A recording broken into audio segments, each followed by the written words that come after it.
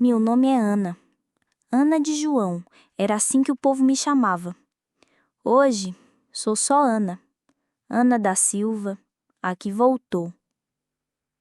E tô aqui, sentada na beira do velho Chico, olhando essa água barrenta que corre, sem se importar com o tempo, com a mágoa, com nada.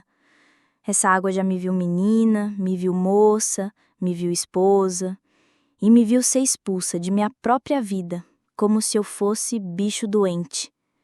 Tudo aqui em Xique-Xique respira memória. O cheiro da terra seca esperando chuva, o calor que racha o chão e a alma da gente. O vai e vem dos barcos levando e trazendo mercadoria, levando e trazendo destino.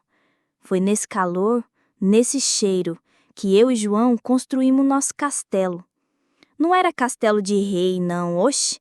Era uma casinha simples, de parede caiada, com um pé de mandacaru na frente que dava flor uma vez por ano, feito promessa.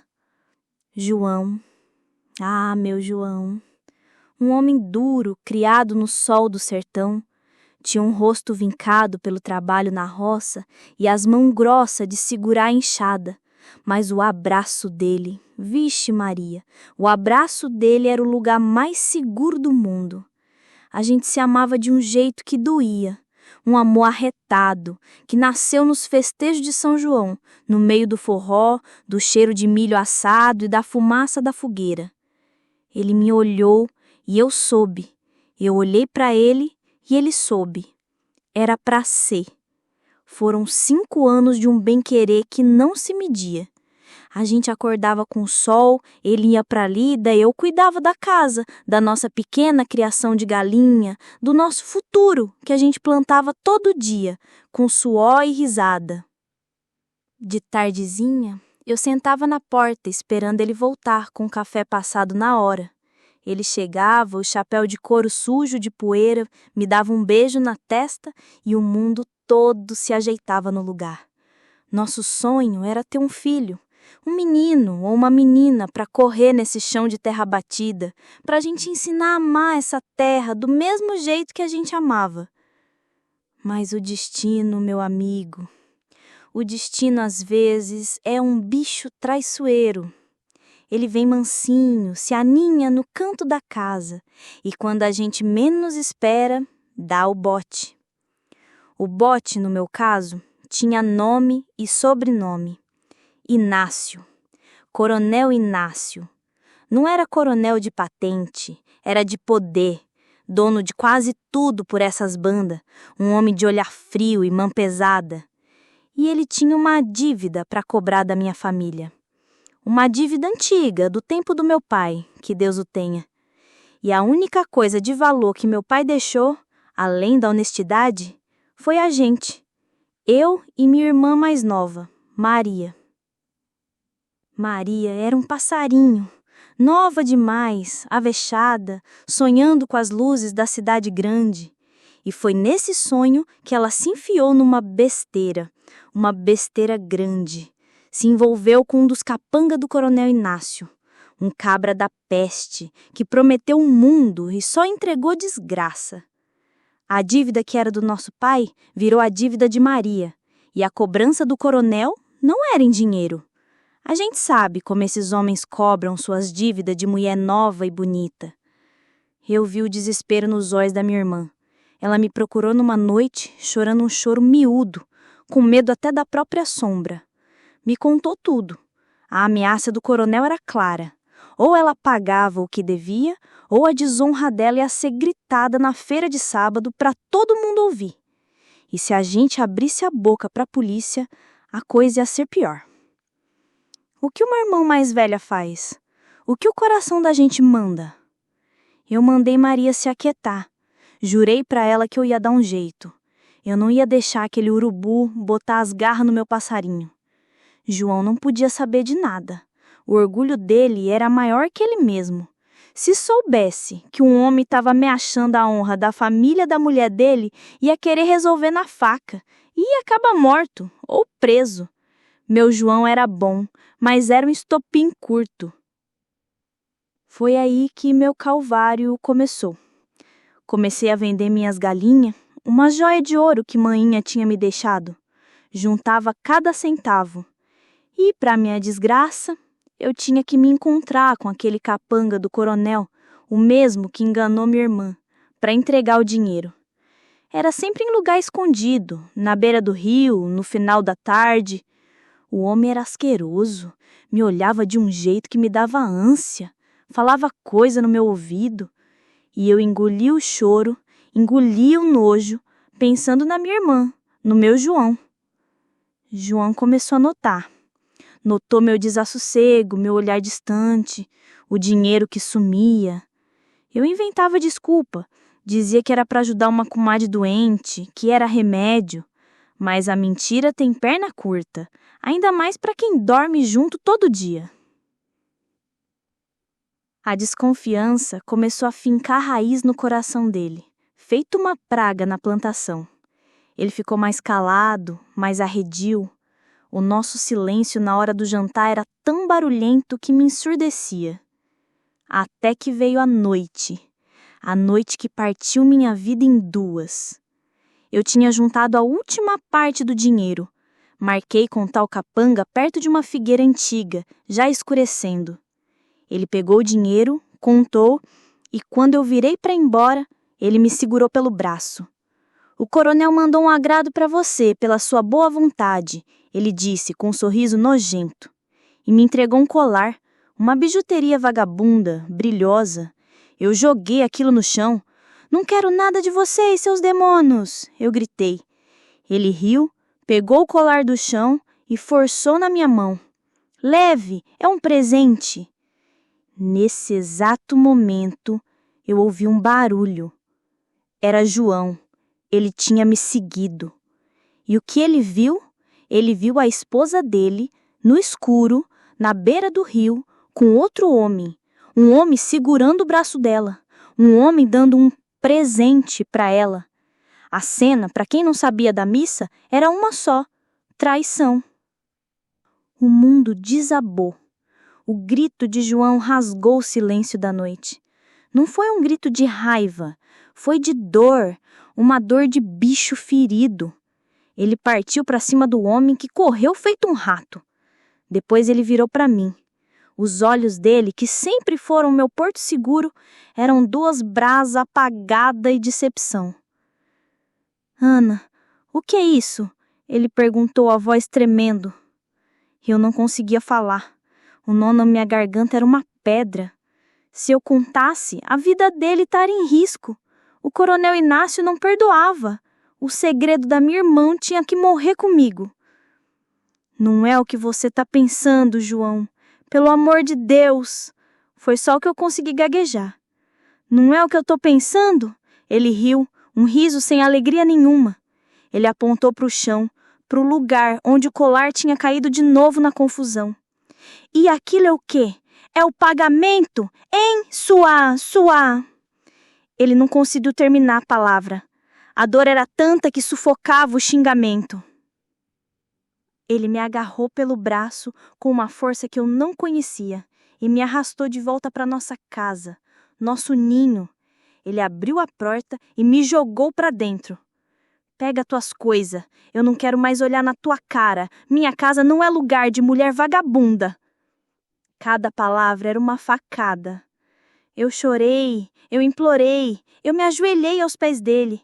Pedi para ele acreditar em mim. Disse que o amava. Mas os olhos dele estavam cegos pela imagem que ele viu e os ouvidos surdos pela dor da traição. O orgulho de homem do sertão, ferido de morte, não perdoa. Ele pegou minhas roupas, minhas poucas coisas, enfiou num saco de estupa e jogou na porta. Suma da minha vida, para mim você morreu hoje. E eu fui, expulsa da minha casa, da minha vida, do meu amor. Caminhei pela madrugada de Xique-Xique, com o saco nas costas e a alma em pedaços. A lua cheia, que tantas vezes tinha sido testemunha do nosso amor, naquela noite parecia um olho de juiz, me condenando. Ninguém me acolheu. A notícia correu mais rápido que fogo em capim seco. A traidora tinha voltado. Ignorei. Meu destino era um: a nossa casinha. Quando eu cheguei na frente, meu coração parou. A casa estava igual, mas ao mesmo tempo tão diferente. A pintura descascada, o jardim mal cuidado, mas o pé de mandacaru ainda estava lá, firme, espinhento. Parecia que ele também tinha sofrido. Eu respirei fundo e bati na porta. 1, 2, 3 vezes. A porta se abriu e lá estava ele, meu João. O tempo tinha sido cruel. Tinha mais branco no cabelo, mais ruga no rosto. E os olhos dele não tinham mais aquele brilho. Eram 2 brasas apagadas. Quando ele me viu, o espanto no rosto dele foi tão grande que por um segundo eu achei que ele ia ter um troço. Depois do espanto veio a raiva. A mesma raiva daquela noite. "O que você está fazendo aqui?" ele disse, a voz rouca, cheia de mágoa. "Eu vim conversar, João. Eu preciso que você me escute. Eu não tenho nada para conversar com você. Vá embora. Volte pro lixo de onde você veio." Ele tentou fechar a porta, mas eu fui mais rápida. Botei o pé, impedindo. "Você vai me escutar", eu disse, com uma firmeza que surpreendeu a nós dois. "Você me deve isso. Você me tirou tudo, João. Me tirou minha casa, meu nome, minha honra. O mínimo que você pode fazer é me dar 5 minutos do seu tempo para ouvir a verdade." Talvez tenha sido a força na minha voz. Talvez ele tenha visto nos meus olhos que eu não ia arredar o pé. Ele hesitou e, por fim, abriu a porta e me deu passagem. A casa por dentro estava vazia. Não de móveis, mas de vida. Tinha cheiro de poeira e de solidão. Ele ficou em pé, de braços cruzados, me fuzilando com o olhar. E eu comecei a falar. Contei tudo, desde a dívida do meu pai, a besteira da minha irmã, as ameaças do coronel Inácio. Contei do medo, do nojo, dos encontros escondidos para pagar a dívida. Contei do meu pavor de que ele se metesse numa briga para me defender e acabasse mal. Contei que o silêncio foi para proteger ele. Ele, o homem que eu mais amava no mundo. Enquanto eu falava, o rosto dele foi se transformando. A muralha de raiva começou a rachar. A certeza de pedra que ele carregou por 6 anos começou a virar areia. Ele balançava a cabeça como se não quisesse acreditar. "É mentira. Você está inventando isso para..." "Não é mentira", uma outra voz disse, vindo da porta. Era Maria, minha irmã. Eu tinha pedido para ela me encontrar ali. Ela estava mais velha, o rosto marcado pela culpa que carregou por todos esses anos. Ela entrou e parou do meu lado e confirmou tudo. Contou a história dela, chorando. Pediu perdão a ele, pediu perdão a mim. Contou como eu sacrifiquei minha felicidade, minha reputação para salvar a dela. João olhou para mim, depois para Maria, depois para mim de novo. E então, o homem duro do sertão, o cabra macho que nunca derramava uma lágrima, desabou. Ele se sentou na cadeira, botou a mão no rosto e chorou. Um choro convulso, um choro de 6 anos de arrependimento engasgado. Um choro de quem percebeu o tamanho da injustiça que cometeu. Eu me aproximei devagar, toquei no ombro dele. Ele ergueu o rosto banhado em lágrimas. "Ana, me perdoa. Meu Deus, o que foi que eu fiz? O que foi que eu fiz com você, com a gente? Eu fui cego pelo orgulho. Eu te joguei na rua, meu amor. Me perdoa." Eu não disse nada. Apenas me ajoelhei na frente dele e o abracei. E ali, no chão da nossa casinha, no meio da poeira e da solidão, a gente chorou junto. Choramos a dor da separação, os anos perdidos, a injustiça Choramos a mágoa que finalmente estava indo embora, sendo levada pelas lágrimas, com uma sujeira que a cheia do rio leva quando vem com força. Isso foi ontem. Hoje eu tô aqui, na beira do velho Chico. O João tá lá em casa, consertando a cerca, limpando o jardim, reaprendendo a viver. A gente não falou sobre o futuro.